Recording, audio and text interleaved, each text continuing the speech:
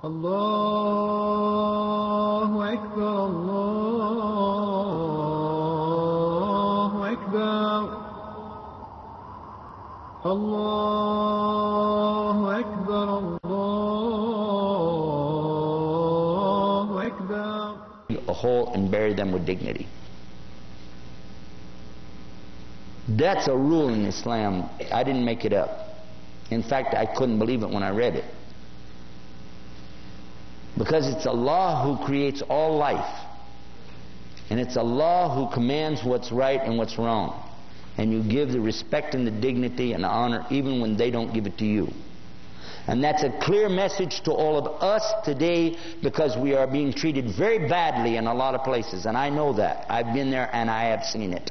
But the answer is still the same, and Allah said, Inna Allaha ma'a sabarin.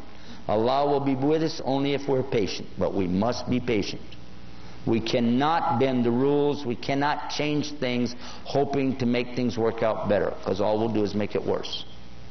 It is up to us to understand the reality of the situation and give rights where rights are due. And there doesn't need an argument. That's clear. It's a clear statement.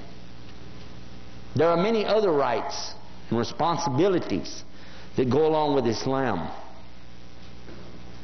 But the biggest one goes to Allah. Never make partners with Allah. So as I started, I end and mention that these rights and responsibilities have to be shown to the youth in a way that they can assimilate it and use it, so that as they grow older, they'll be able to use it and pass it on to the next generations. I invite all of you to come to our website and learn more about the rights in Islam. IslamTomorrow.com. That's IslamTomorrow.com. The website's open 24 hours a day and plenty of free parking. All right. You guys got it. And until next time, this is your host, Yusuf Estes, reminding you Allah is the salam, the peace. So, salam alaikum.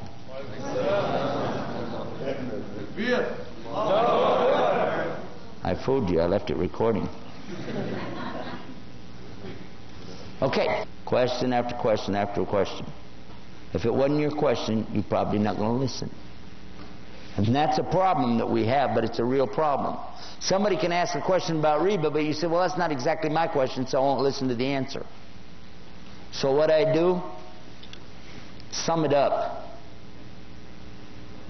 If you want to know about riba, read the last part of Surah Baqarah. It's haram. Simple as that. You want to know about hijab? It's a requirement for ladies to dress. The code is clear. It's in the Quran. Chapter 24, verse 31. And chapter 33, verse 59. It's a dress code ordered by Allah. He didn't order a dress code for men in the Quran. He ordered that in the Sunnah, in the Hadith. Which group should you be in? You're going to ask this question about the madhab or madhab. And there is a madhab that is correct. But it's not Hanafi. It's not Maliki. And it's not Shafi. And it's not Hanbali. And it's not Jafri. It's not. Because all of them were on the madhab of Rasul sallallahu alaihi wasallam. And so that's the only madhab that's acceptable. For the benefit of those who don't know what I'm talking about, madhab, it means school of thought or jurisprudence. Scholars have opinions. You say, I follow this scholar or that scholar. They didn't ask you to follow them. Show me where he said, follow me. You have to follow me. Which scholar said that? Because if he said it, he's not a scholar, is he? That's easy, isn't it? I'd like to quote at least one or two of the imams in their sayings. One of the great imams said, don't quote me. He's even said, don't quote me, because what I say tomorrow, I change my mind. Today, tomorrow, I change my mind. And Imam Malik said, I forbid anybody to even take what I'm saying unless you know where I got it from. And all of them, Imam Shafi especially said, if the hadith is sahih, that's my madhab. They all said the same thing. So, which group? We have it on the website. We have an article that we wrote about it. Because I know some of you are going to say, yeah, but I want, okay, you want to read, good, I'm glad for you. I want you to do that. That's why I wrote the article. It's called Which Groups? And read what Allah called us in the Quran.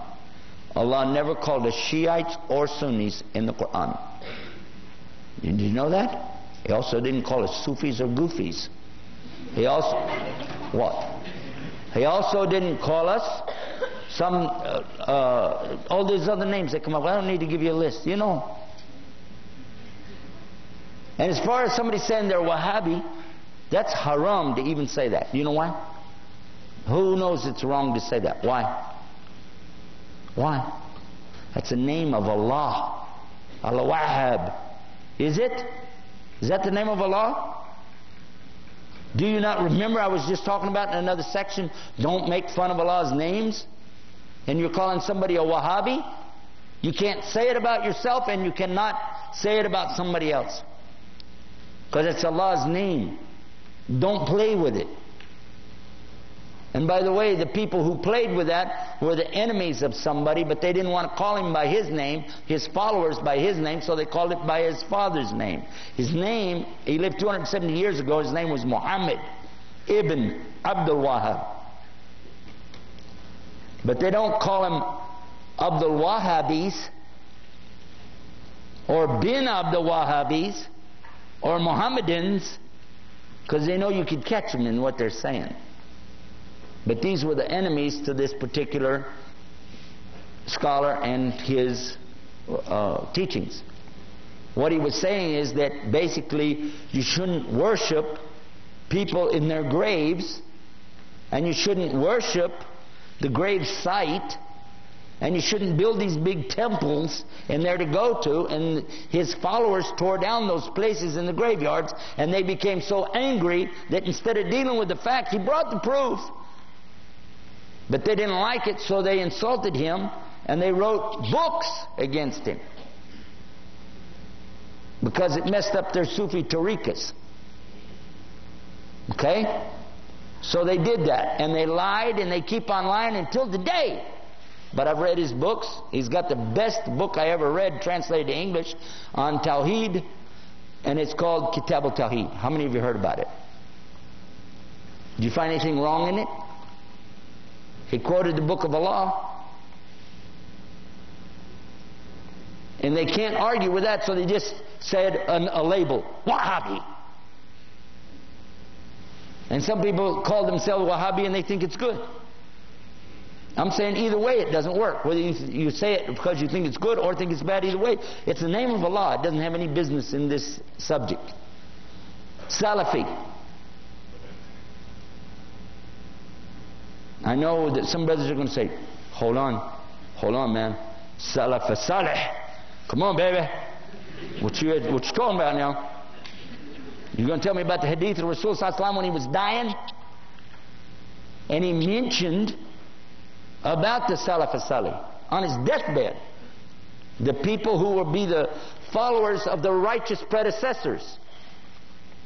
Anybody know what I'm talking about? 1, 2, 3, 4, 5. Sheikh, you know? The point is, it means people who were before you who are dead. I don't think you really want to call yourself that. Are you saying you're dead? Are you saying you're Salih? You wish, but you don't have the right to say it. Proof? What did Allah say to the Bedouins in Surah Al-Hujurat? What did He say to them? When the ignorant Arabs living in the desert made Shahada and they said, now we're mu'min. Hey! And Allah told them, don't say that. Who said it? Allah. He told them, don't say that you are mu'min because Iman has not yet entered your qalb, your heart. Just say you're Muslim. Just say we have Islamed. Is that fact or no? So the best that we can say about ourselves is we're Muslim, And that's what Allah called it so many times that I quoted Him on that article.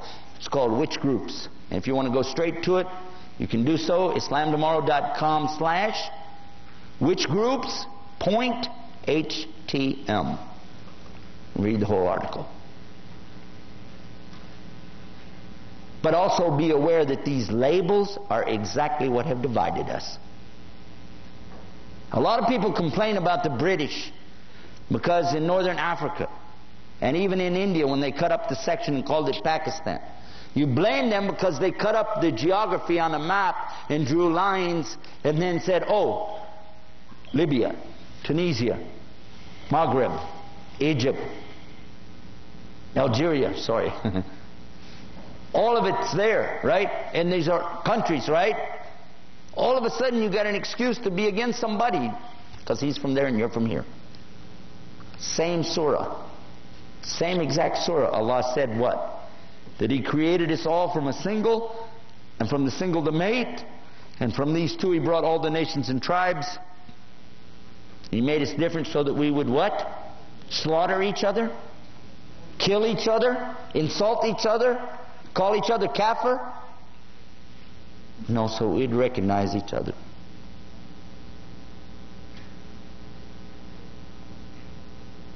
You're killing yourselves and you're killing your children from this stupid idea. And you've done worse than the British ever did, or anybody ever did to us. We did a lot worse to ourselves by these stupid names. The Prophet ﷺ was very clear about this. He said, I leave you with two things. If you stick to that, stick to those two things. What did he mean? The Quran and what? His Sunnah. But you don't call yourself Sunnis. Because if you do, you're going to find another idiot group who are going to call themselves Quranis. We just follow the Quran. How many of you know there is a group like that today? They're called, they have a website, submission.org. Have you ever seen that round thing that has a string on it and the kids play with it and goes up and down? What do you call it? Yeah, that's what I said. When you say these names, you're dividing us. But if you say Islam and Muslim, then we unite right away. Who do you think called us Sunnis first? The Shiites. We didn't call ourselves that. But by giving us the label, then they have an excuse. You're Sunni, I'm Shiite. But if we both said we're Muslims and you're Muslims, you have an opinion about this, the fitna which took place. Maybe somebody else has another opinion, but you're still Muslims. But as soon as you do this thing, you can start calling each other kafir. And that's exactly what happens. That's from shaitan. Shaitan, both sides have to agree that shaitan, the devil, is behind the splitting of the Muslims. Yes or no?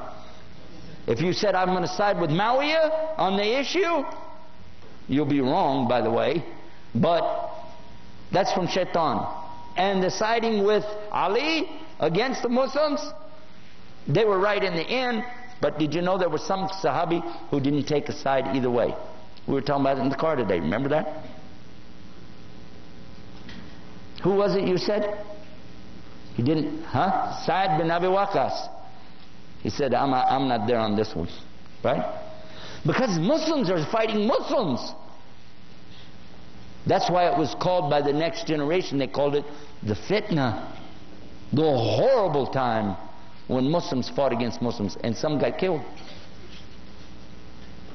Who did it? We did it to ourselves. This is amazing. How can you look and blame, oh, let's blame the Jewish, let's blame the Christians, let's blame... Why? Nobody need to blame them. Just look what you do to yourself. The fact that they get all happy when you do it, but that's not meaning they did it. We did it to ourselves. Nobody can destroy the Muslims. Nobody except the Muslims. You want me to prove it to you? Afghanistan. A year ago. Well, a little over a year now. Who went in the ground, on the ground, footwork, and killed Muslims?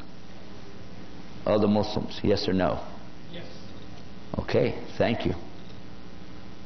The non-Muslims didn't have the guts to go in there. Other Muslims. Oh, they don't mind flying over, pushing buttons. That's no big. Here we go. Here we go. Oh, I got one. And give me a big award or something. Put a button on me. Oh, look at this. He's very brave, pushing them buttons. But on the ground patrol, who will go in? And stop and think about it. That's where it's really at. The Muslims fighting the Muslims, we're killing ourselves. You want to do it with label, you want to do it with geography, you want to do it with politics, it all comes down to the same thing. We have lost everything because of this. Allah has taken the success away from us because of this. The logical question, if Islam is as great as it is, it looks fantastic in the books. When you read about Islam, when you study Islam with a sheikh, you get so excited, your heart is pounding, you're saying, this is it, this is the solution to every problem in the universe. The power of Allah subhanahu wa ta'ala solve everything. You can see it. And then you got to go, but what happened? Why are you guys like this? Why are you in such a shape? And when I ask them, they hang their heads. I said, I can't hear you. What are you saying? What happened, guys? And one of them looked at me and said, well, it's because the women stopped wearing hijab.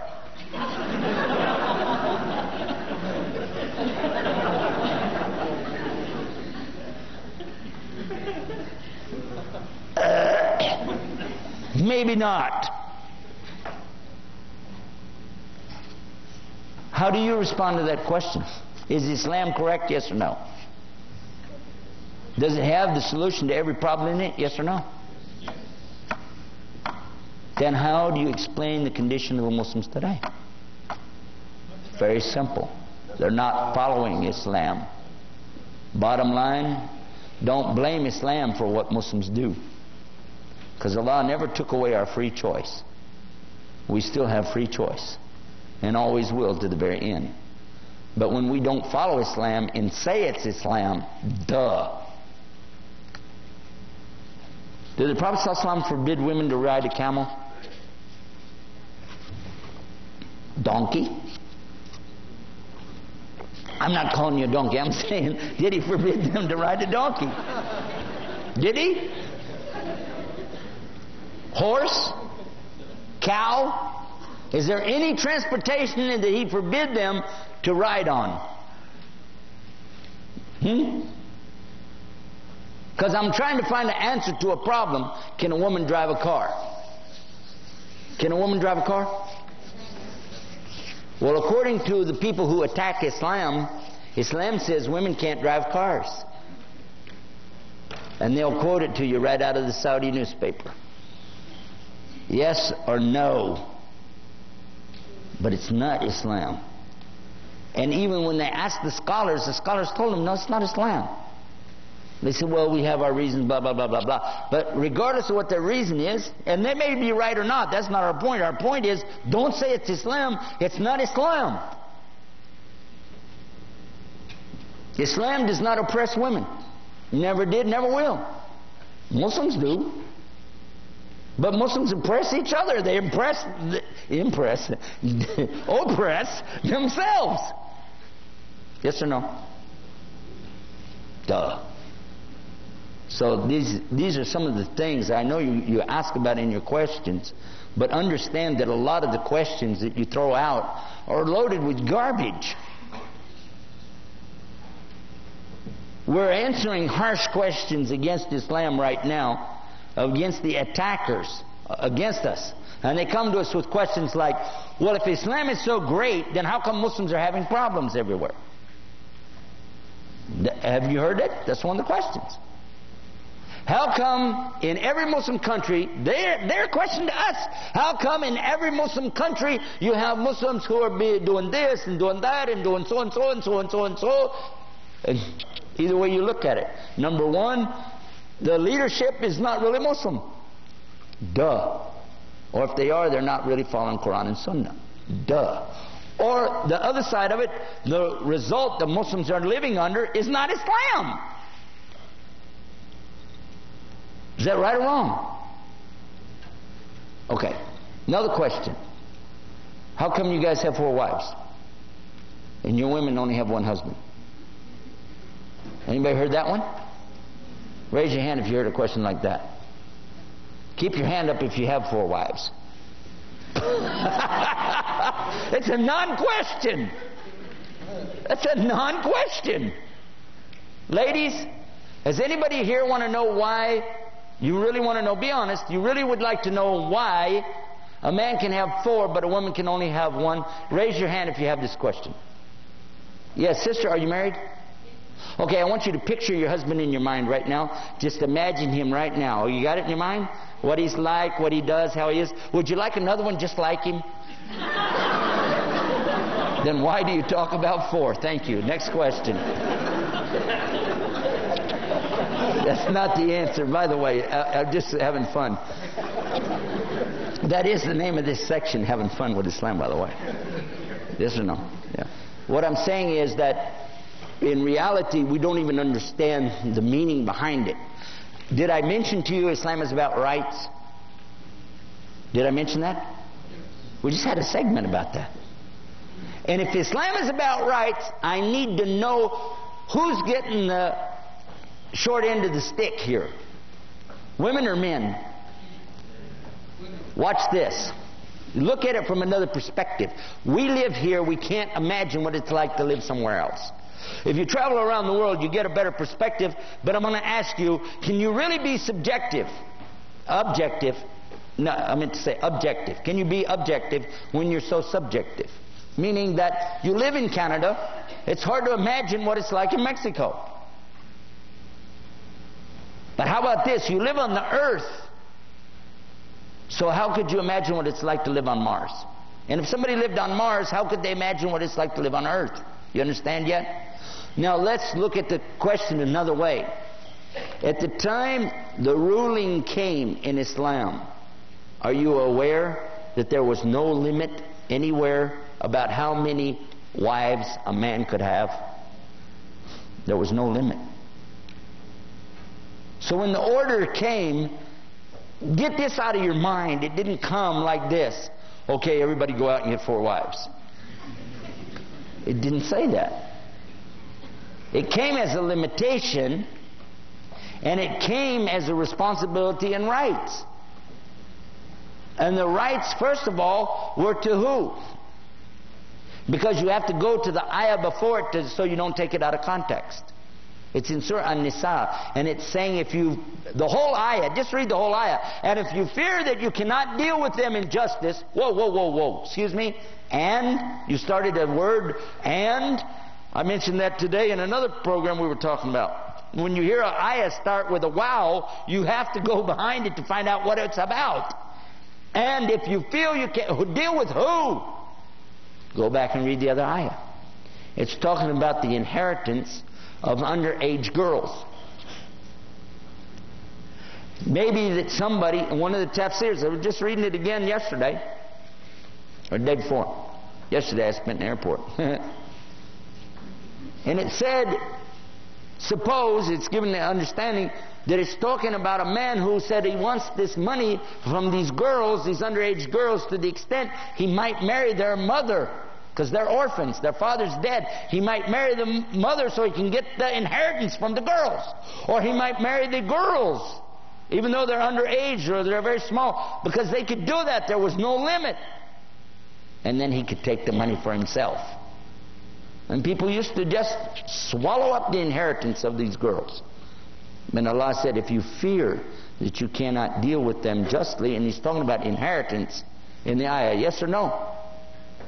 Then marry women of your choice by 2. You can have 2 wives, or 3. You could have 3, or 4 wives. You could have 4. But then look what Allah said. He put another limit, another condition.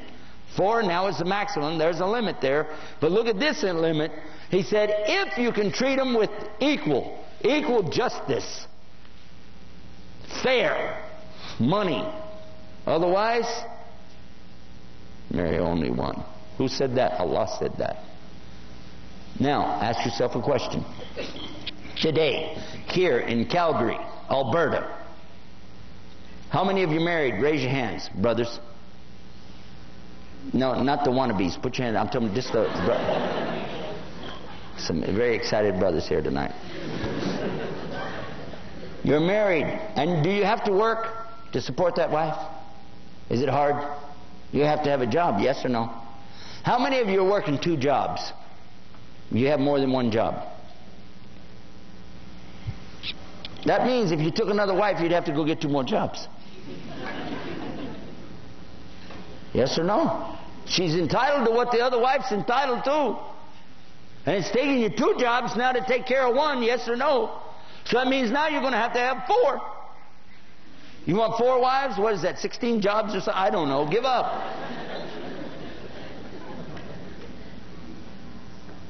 And what happened exactly is this, that over those centuries, men, first of all, let's start in the beginning. First of all, some Sahabi had to divorce some of their wives. How many of you knew that? So it was the opposite of what you think. They didn't run out and go, hey, wives. They already had that. They were saying, oh no, too many wives. And they had a divorce. 4 was the limit, yes or no? So it wasn't funny. These are not a bunch of, I'm going to use that word.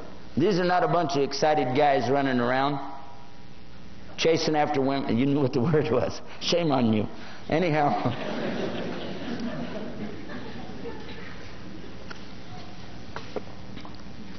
I didn't know brown people could turn red. Anyway.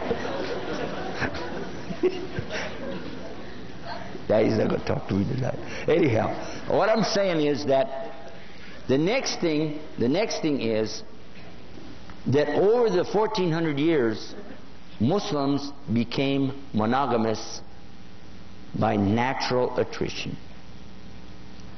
It wasn't that if Allah would have said you can only have 1, probably some people might have left Islam.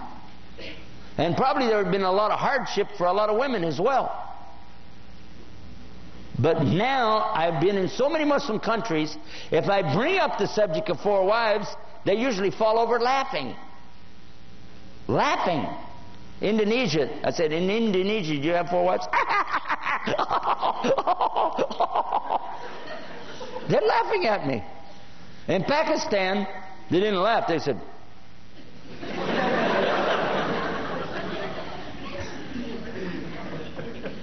Egypt, they laugh. Of course, they laugh about everything in Egypt.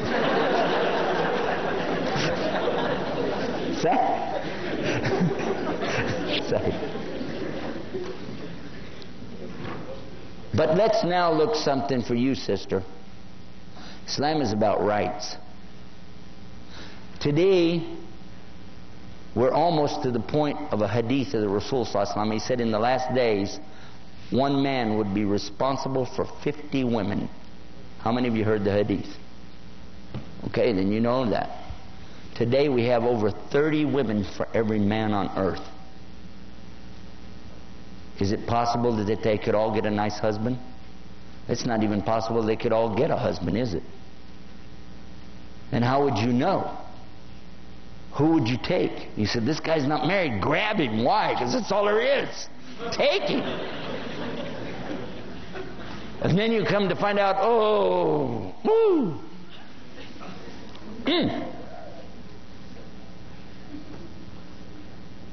And I'm married to him. Yeah, that's what you would feel like. But look what happens in Islam. You can look and see this man, how he treats his wife.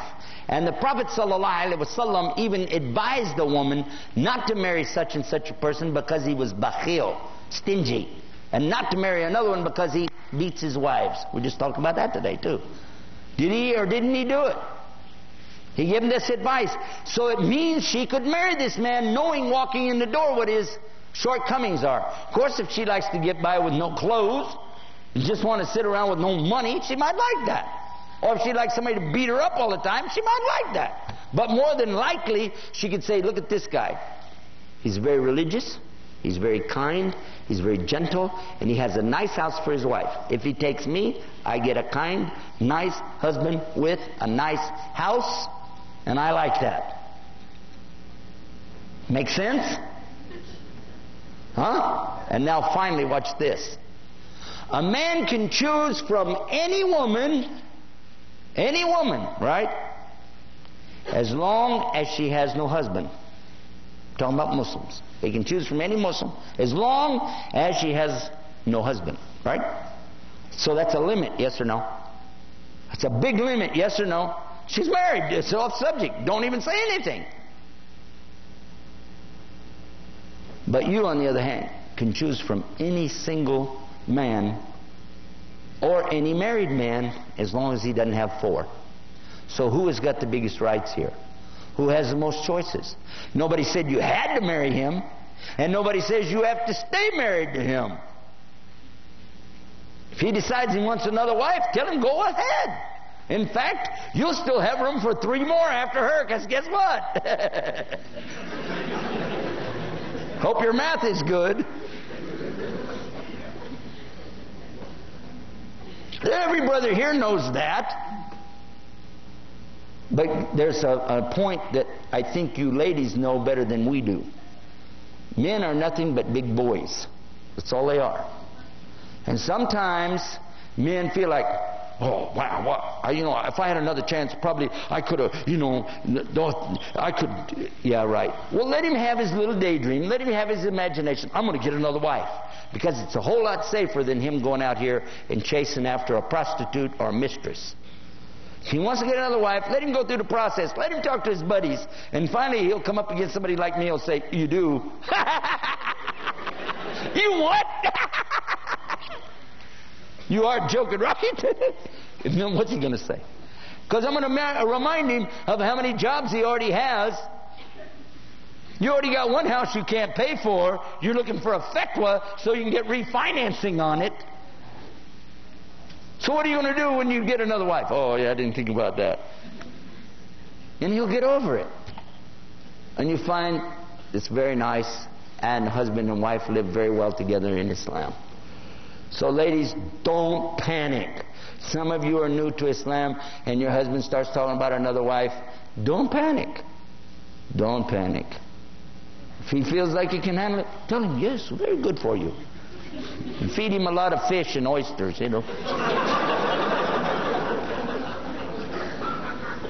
Like one sister, she said, well, you know what? It should be because she's going to be a co-wife with me. I should help you pick her out because I'm going to live with her too. I'm going to be seeing this lady and she's sharing my husband. It makes sense? He said, yeah. She said, okay, I've got a lady I want you to come meet her. Her name is Bertha.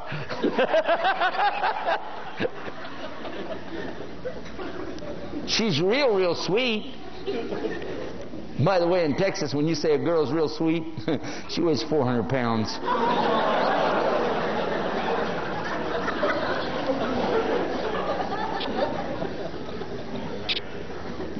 Don't argue with him. You'll push him right toward it. Tell him, go ahead.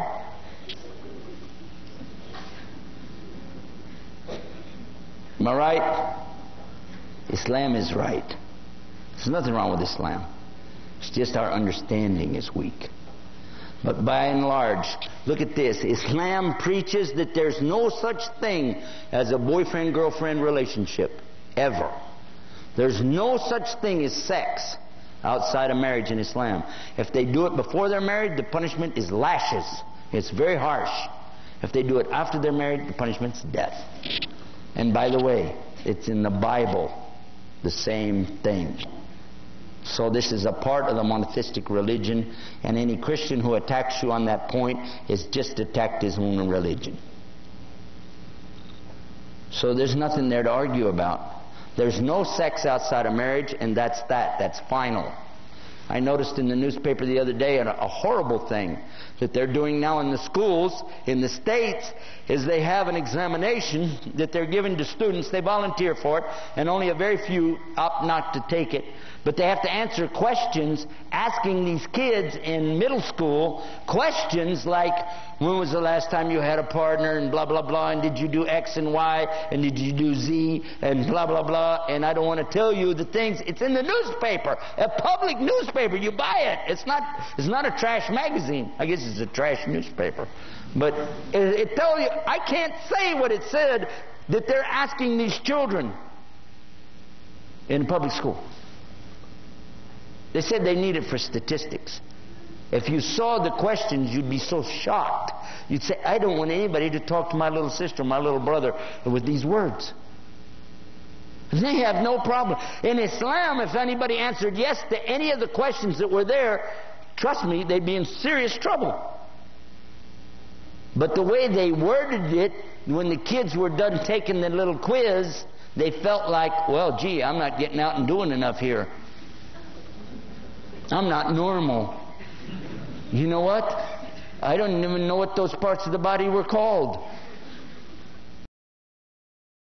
They have no problem. In Islam, if anybody answered yes to any of the questions that were there, trust me, they'd be in serious trouble. But the way they worded it, when the kids were done taking the little quiz, they felt like, well, gee, I'm not getting out and doing enough here. I'm not normal. You know what? I don't even know what those parts of the body were called. I will mention this part of it to you. Same sex. They ask a lot of questions about that to these kids. The last time you were with same-sex guys, as though what? My God! And these are the people going to question Islam?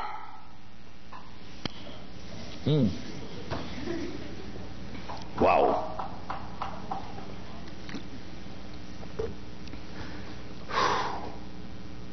The part that hurts the most is knowing that Islam is absolutely perfect, nothing wrong with it, but seeing Muslims starting to question it themselves. That hurts. We were talking about rights, and I'm telling you that if you really give Allah His rights, and give the Messenger ﷺ his rights, and give your parents their rights, it only follows that you will naturally give the rights. Allah, He'll guide you. And you'll see, you'll understand. But a lot of times the questions that I get from you, and I get thousands of them, okay? The way the question is worded, I can already understand part of the problem. The people who come to me and say, why is it that your prophet was 53 years old and he had sex with a 6-year-old girl? How many of you heard that question? Too many. How would you answer the question? Who would like to try to answer that one? Anybody? You'd like to answer it? Or you think you can answer it? I wouldn't like to even talk to the person after they said that. You notice what's wrong with the question? It has mistakes in the question. First of all, it's not 6, it's 9. How many of you noticed that? But you know how they did it? It's real easy if you know Arabic. You change the literal letters to English. Tissa was sitta. Same letters, just switch them around. You can fool somebody who doesn't know. Sitta, tissa, 9, 6, no difference. That's one. Yeah, you think those people are just playing? What's the other one? The question itself has a huge problem in it. What did it say? It said he had sex. What did that imply? No marriage. Was he married to her? Who was it? Actually, it's nobody, because there's no such thing as 6 years old. That's not real. So it's not even a deal. You could stop them right there. You can say, okay, I'll tell you real easy. That never happened. Next question. Now they got to go come up with some proof, don't they? Let me tell you, we've answered these questions, and we have them recorded. By the way, if you want them, you can have them. When we give the answer to the wives thing, I did that as a program. in Toronto. The sisters liked it better than anybody. They were going crazy about it. They thought it was fabulous because in the whole program there's some jokes in it and everything. But the one about the wives, I didn't joke around with that too much because I was really upset with the question when it came. I spent actually not just a few hours but days writing the answer for that and then published it because this answer is very, very important. Look how many things you can cover with this answer. First of all, you say your question has problems in it. But still, it's my responsibility as a Muslim to answer your question. And as a Muslim, I must always tell the truth. I have to tell the truth. That's a requirement as a Muslim. So I'm going to tell you that. The next thing is that when you ask a question, if it has something wrong with it, don't we have to straighten it out? For instance, if I went to you, and you're talking to them, and I went to you, and I said to you, by the way, can you answer me yes or no? Is your mother out of jail yet?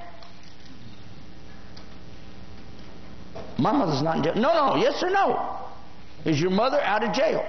Well, my mother's not in jail. Oh, I'm glad she got out.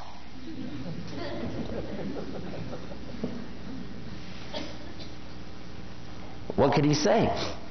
And that's a hard thing to tell somebody something like that because that's evil, that's mean, that's rude to talk like that, isn't it? Isn't it? To say something like that. You're saying something that's not true in the question. Either I'm going to accept it and try to answer that, which is wrong, or else I'm going to try to dispute with you in the question, and that's not going to work. We have to clean the question up. Let's do that.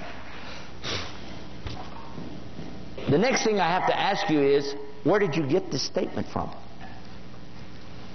Because in Islam, for us, we don't consider something to be true unless we know where it came from. Did you get it in a dream? Because if you did, we're not going to take it. If you pulled it off the internet, that's as bad as dreaming. I want to know what's the source for what you said. You've said a monstrous thing here. Where did you get this from? And you know what I want them to say? I want them to say it's in Hadith. I want them to say that. You know why? Because I want to introduce a beautiful subject to them called Rawaya. Because they don't realize that the whole society that we have today hinges on the science of Hadith. There wouldn't be this university here that you're sitting in if it weren't for the science of Hadith. How many of you know that? Because science as we know it today is to take information and test it against reality and see if it holds water or not. Yes or no? That's science, isn't it? You check and you recheck and you check and you recheck, and that's how you determine what's up and what's down. Yes or no? And you never agree in science on something illogical, do you? This is what? Up. I'm pointing up. What is that? It's up. Huh? In all societies, that's up, right? And that's down. If that's down and that's up, we're never going to have a logical argument where you're going to come along and switch it and say, well, today that's going to be up and that'll be down. Right? It's called logic. And science is based on something called proof. Right? And how we know is from the science of Hadith. The pattern used to test to see if something's true was used by Imam Bukhari and Imam Muslim, who was his student. And all of the great shuyukh until this day rely on that science to find out, did he say it? Did he do it? Did he approve of it? Did he forbid it? This is the science of Hadith. Is that right? Did you know that Scotland Yard in England based exactly their science of criminology on the same thing? Did you know that? Well, they didn't either. So when you tell them that, they go, really? Yes. Did you ever read Sherlock Holmes? It's a fictitious character, but the methodology, the manhaj is the same. Take information and compare it against truths. And when something doesn't work, you don't accept it. They're saying, yeah, but I don't understand. Because what I'm going to tell you is, this hadith that you're talking about is something we understand real well. And I'm going to be the first one to tell you I believe it more than you believe it. Because you're not even sure there was somebody named Muhammad. But I am. I'm positive there was. You're not even sure there was somebody named Jesus, but I'm positive that there was. You're not positive there was somebody named Moses or Abraham, and I'm positive there was. Because you don't know how to check this. And they're going, huh? What? Many Christians, and I've read their books, think that Abraham is like a made-up guy that they just refer to and maybe didn't even exist. It's true. A lot of Christians say, well, it's the spirit of Jesus. We don't really know if he lived in or though. It doesn't really matter. Really? I never met a Muslim, though, who didn't believe that Muhammad really was a person who walked on the earth. Because we have a proof. That's Islam. It's based on proof. Dalil. What's the dalil? The hadith. What does the hadith say? What's the first words of every hadith? Do you know? The first word in every hadith says what? No. On the authority of somebody. Isn't that how they all start? And the hadith about the marriage of Rasul sallallahu alaihi wasallam to Aisha radiallahu anha always start out with what? On Aisha. She's the one that told the story. The hadith you're bringing me is by her. Yes or no? They don't know what you're talking about. Because you bring the hadith and show them she said that when she was about 9 years old, tissa, not sitta, that she was playing and her parents called her inside. Who called her inside? Did the Prophet ﷺ call her inside and say, hey, come on over here, I got a lollipop for you? Astaghfirullah. This is the way they're bringing it. It's her parents. And by the way, both parents. Something the people in the Western society don't understand because they don't have both parents. Either they're not married anymore or they never were in the first place. You want to call the kettle black? I got some news for you. You're going, whoa. You're the one bringing the nasty question. You want to straighten it out? We'll straighten it out. Next. She said they called her in and talked to her about that when she's old enough that the Prophet ﷺ is making an offer and that Father Abu Bakr radiallahu anhu is offering marriage to him of his daughter. But Allah said in the Quran that nobody can force the girls to get married against their will. Surah An-Nisa.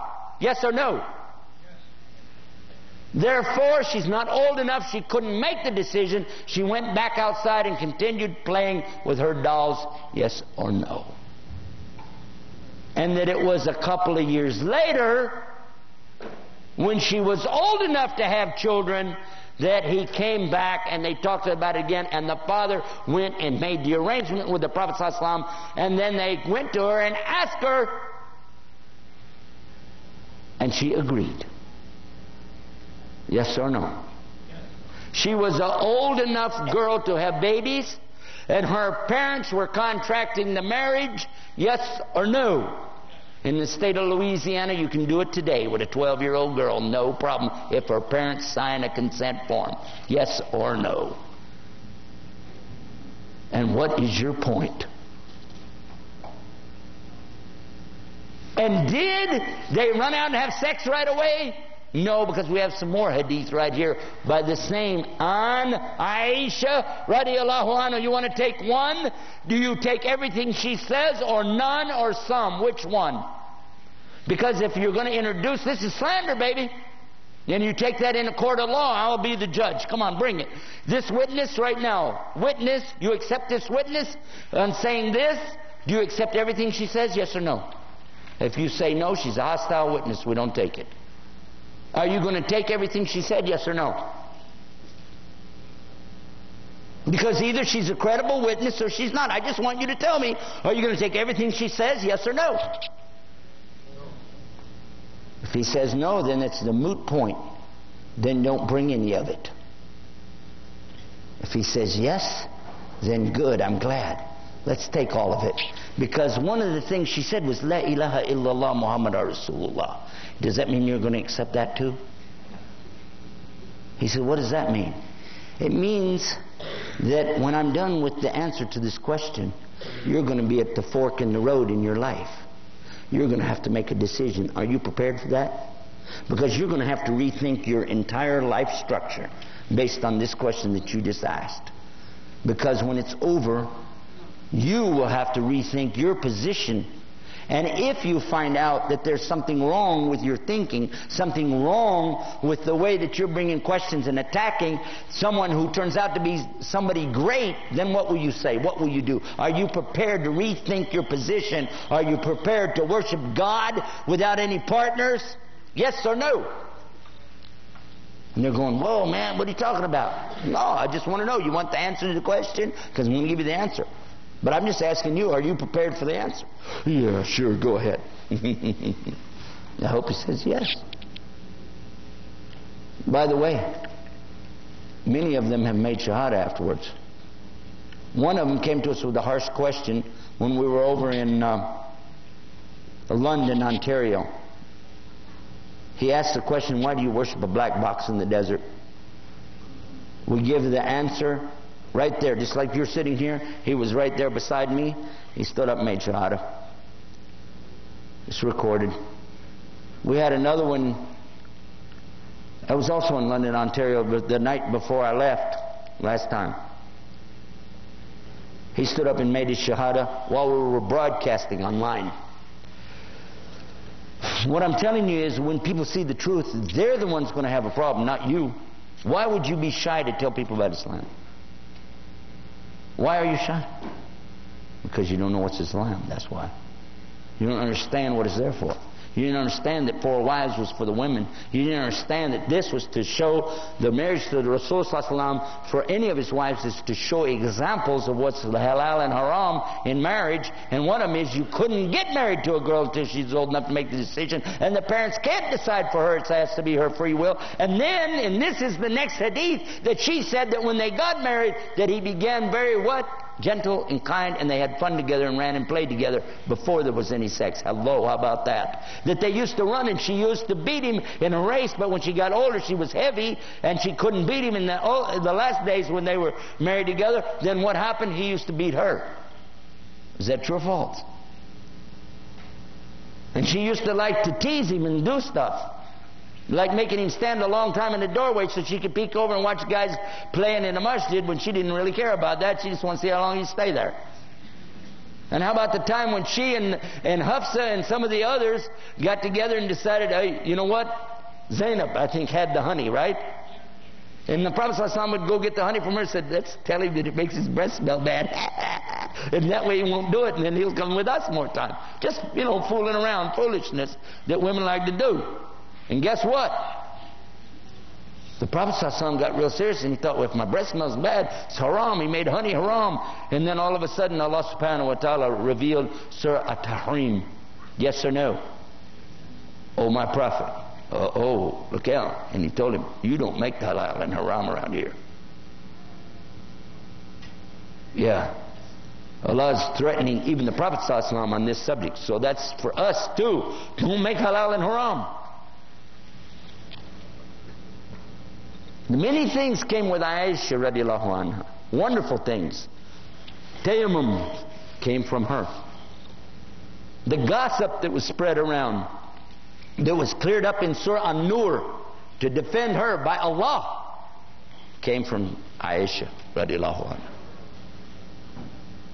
Tell them, let them see the beauty of the marriage of Islam. I'm not going to give you the whole answer on this one. I'm going to go to the end of it. The end of it, after I've told them all the things that she said. Are you going to take what she said because she's the one that told us when they got married? Are you going to take it, yes or no? She said this. Do you agree with that? Do you agree with that? Do you agree with this? He's going, yeah, I didn't know that. And at the very end, I have the biggest one for you. Let's take all of these hadiths from her and take her name and Muhammad's name sallallahu off of the hadith, and let's remove any identification of the time period, and let's go to any social worker that you know. Let's go to any psychologist, counselor, or psychiatrist, or doctor, or sex maniac crudhead on Oprah Winfrey or Jerry Springer, and ask them, what do they say about this? And they're going to say, you wish you had a life mate like that. And then what will you do? You wish you had that relationship. SubhanAllah. And they're crying. They're saying, I didn't know. And say, I'm not blaming you. I'm asking you to consider where you got the question from. Because that was Shaitan himself. Whoever you got it from, that was the devil himself. Because everybody who knows the Arabic language, such as the Coptic Christians that translated that and put it on the website that you got it from, and I know where it came from, they know better and they don't care because they know they're worshiping other than Allah. You don't think I know where it came from? Because I got all of their questions. They hit me with 50 of them at one time 4 years ago. 50. A lot. Maybe not 50. A lot of them. They were all the same way. All very hateful. And pretending that they're Muslim. I'm a new Muslim and I just have these few questions. You say, what? How are you a brand new Muslim and you're knowing about hadith that even the ulama doesn't even know is there? Huh? Yeah, right. Yeah, thanks a lot. So this is a word of advice. When you get these kind of questions, take it easy and be patient. Because these same people could be just like me. When I came to Islam, I didn't come that way. I didn't come up to Islam saying, oh, I'd like to be a Muslim today. You have time for me? I'm asking a man in his face, do you believe in God? You ever hear of Abraham? By the way, this brother that brought me to Islam, if you'd like to know a little sample of the subject, he's from the Ahlul Bayt, from Ali. Yes, his family traces themselves all the way back to Ali. Ali traces all the way back to Abraham, alayhi salam. And Abraham, of course, you can trace back to Adam. And I'm asking a man, did he ever hear of Abraham? He could have said, yeah, it's my grandfather. But he didn't. He said, yes, I've heard of him. Look at that. I'm telling you, dawah is a special thing. It's a very, very delicate field. Be careful. Don't insult these people. When you go in chat rooms, don't call people names and stuff. Trust me. You're going to see a lot of people coming to Islam in the very near future. You can be a part of it or not. Up to you. It's not because of me. I know it's not. In fact, it's in spite of me that I see so many people come to Islam. Thousands, alhamdulillah, come to Islam. They come through our website. They come through the tapes. They come through the CDs. We're getting people all the time who want Islam a lot more than the born Muslims do. There's a hunger out there for this. They need it. You can pick up any newspaper and see the disease that's in this society. And Islam has the answer. These people need what you have. But you've got to take the time to learn it and teach it. You must do that. And the youth, you're the ones that we're looking for. You can do this because you still have time. Once you get married, once you have children, your excuse is going to be, I'm too busy. But right now you can turn off the TV and spend a little bit more time studying the Quran, studying the Hadith. You can leave those video games alone and spend some time with the Shaykh. I'm serious. This is not a part-time thing. We're not going to call it deen intensive, okay? It's just plain out life. It's right in front of you. All you got to do is switch off the TV and go to work. It's as simple as that. And by the way, it's free. I didn't charge you anything for it.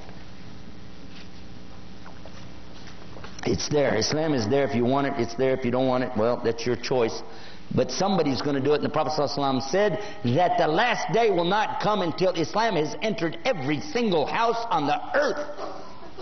And that was at a time when people didn't even know the earth was round. And he said it. It will enter every house on the earth. somebody in every house on the earth is going to know about Islam.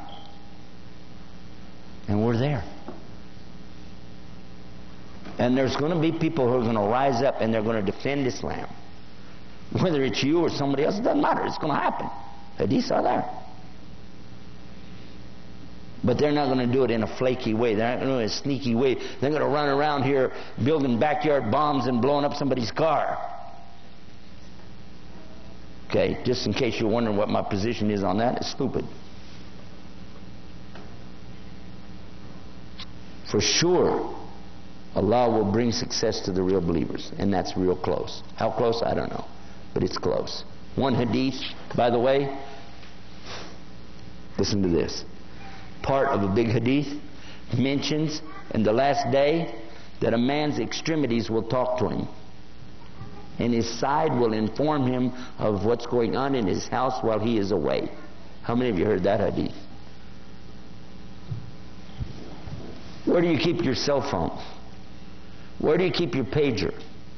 One brother said, no, but women keep theirs in their purse. Right, and where do they carry their purse? On their side. Hello. Okay. Oops. It's this close. And he said when you see the signs coming, it's going to be like you break a string of pearls and they go right off. That close. We've been talking about the fun you can have in Islam. You're going, whoa, wait a minute, that's not the subject. You were talking about some different subject here. No, I'm not. I'm telling you the best way to have fun in Islam. You know what it is? Just learn about it and live like a Muslim. That's a lot of fun for me. How many of you had fun tonight? How many of you would have paid if it would have cost money? You know you're safe. We can't charge you. So alhamdulillah, Allah subhanahu wa ta'ala, He gave us the deen. It's a nama, a favor, but it's amana, it's a trust. So may Allah subhanahu wa ta'ala guide all of us. May He put us in the right way here and in the next life. Ameen. You're listening to Islam tomorrow. I'm not recording it, so I don't have to shut it off. You're listening to Islam tomorrow, and that's the end of that program. Allahu Akbar, Allahu Akbar, Allahu Akbar.